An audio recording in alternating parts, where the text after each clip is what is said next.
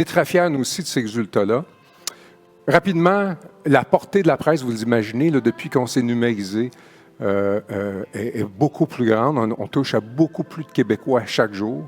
Alors, notre mission, c'est une mission d'information. On est convaincus que si les citoyens sont mieux informés, ils vont pouvoir prendre des décisions plus éclairées. La raison que notre produit est gratuit, c'est qu'on pense qu'à l'heure des fausses nouvelles, ça serait bizarre que seuls les bien nantis aient accès à de l'information de qualité. Et la portée qu'on a aujourd'hui, là, chaque jour, plus d'1 million d'utilisateurs qui consomment nos produits, c'est sans précédent comparativement à ce qu'on avait dans l'univers papier.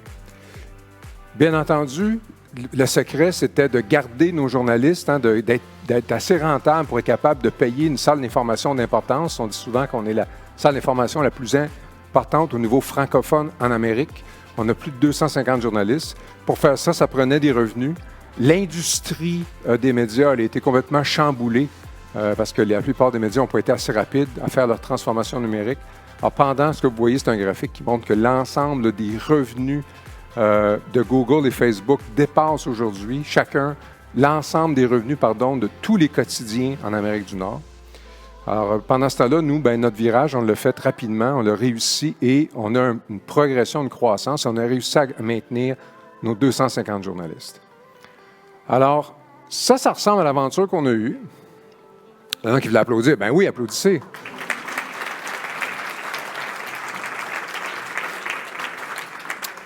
Ça, c'est un peu ce que la presse a vécu depuis, je dirais, peut-être les années 98, peut-être même 90, avec l'arrivée du desktop publishing et ensuite l'ordinateur.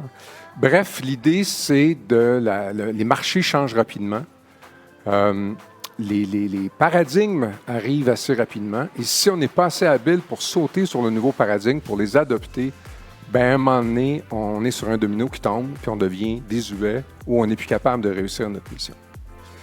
Alors, je conclus mon partage de bretelles sur notre réussite en vous disant que notre plus grande réussite aujourd'hui, c'est pas la Presse Plus, c'est pas notre app mobile, c'est pas nos systèmes qu'on a développés pour nos annonceurs, c'est vraiment l'équipe puis le talent qu'il y a dans cette bâtisse-là présentement et qui sait qu'il n'y a pas de recette durable sinon que l'adaptabilité et l'agilité.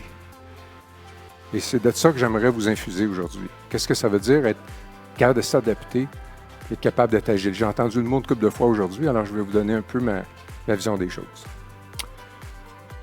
Alors, 5 apprentissages pour vous inspirer. Le premier, vous savez, mais je veux en parler quand même, à quel point la vitesse du changement s'accélère. Okay? Je vais vous faire réaliser un peu à ma façon avec une couple d'images. Alors, puis je veux faire réaliser que j'utilise ici une citation de M. Arthur C. Clarke, 2001, Odyssée de l'espace, pour ceux qui ne sont pas des amateurs de science-fiction. On a tendance à surestimer ce que nous pouvons faire dans un avenir proche et à sous-estimer grossièrement ce qui peut être fait dans un avenir lointain. Pensez quand vous faites des résolutions au début d'année, habituellement on surestime ce qu'on peut faire cette année. Mais quand on regarde les 5 dernières années ou les 10 dernières années, on dit « Wow, quel progrès on a fait, c'est incroyable ce qu'on est rendu dans ma vie personnelle, familiale, professionnelle, ainsi de suite. » Et pourquoi ça se passe comme ça? C'est parce qu'on a vraiment, comme humain, on extrapole en ligne droite. Alors que les événements du monde se développent de façon exponentielle, un peu comme les intérêts composés, là, quand on nous indique que ce serait une bonne idée de mettre de l'argent pour notre retraite plutôt jeune que tard, parce qu'elle se multiplie, mais c'est un peu la même chose avec le progrès. Alors pourquoi l'humain imagine en ligne droite? C'était pas vraiment d'avantage darwinien, disons, il y a 100 000 ans. Il n'y avait pas grand chevreuil qui se déplaçait à une vitesse exponentielle. Il n'y avait pas grand bébé qui tombait à une vitesse exponentielle. Il n'y avait pas grand pomme qui tombait à une vitesse exponentielle. C'était, bien entendu, tout se passe d'une façon assez linéaire.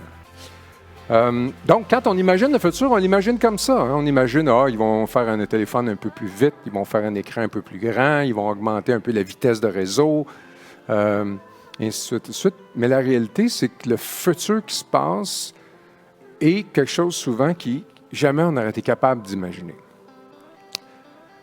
Pensez, par exemple, que, même moi qui est en technologie, là, quand je regarde, quand j'ai commencé à la presse, avec l'arrivée de l'ordinateur PC, je me considère que En fait, ce que j'ai fait tout au long de ma carrière, c'est d'avoir été un agent de changement. Et je regarde la vitesse avec laquelle les choses changent présentement. On parle beaucoup d'intelligence artificielle. Mais ce qui est incroyable, et pourquoi ça va si vite, c'est que les nouveaux paradigmes sont construits sur les épaules des anciens. Hein? Ce qui fait, par exemple, si vous avez vu récemment les voitures, comment elles sont rendues au niveau des composantes électroniques, des interfaces logicielles, de même de ce qu'ils sont capables de faire, ce qui est assez exceptionnel aujourd'hui, c'est bâti sur les technologies qui ont été développées pour les téléphones mobiles, par exemple, qui ont réduit les coûts des composantes et qui permettent des capacités de plus en plus rapides.